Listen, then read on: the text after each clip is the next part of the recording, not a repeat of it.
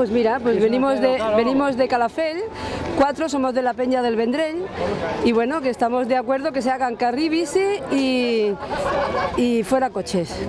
En las grandes ciudades fuera coches, que hay mucha contaminación y te lo digo, una persona que padece de asma y necesito aire libre, no con contaminación.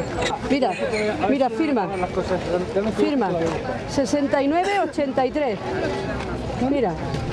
Mira lo que hemos hecho. De Calafell. Es una mañana muy buena, con un poquito de viento, pero bueno, lo hemos sorteado bien.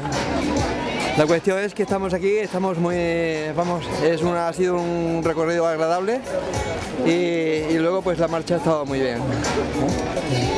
Hemos parado a almorzar también, a pegarnos en nuestro almuerzo y bueno, hemos llegado bien. Mañana guapa, guapa.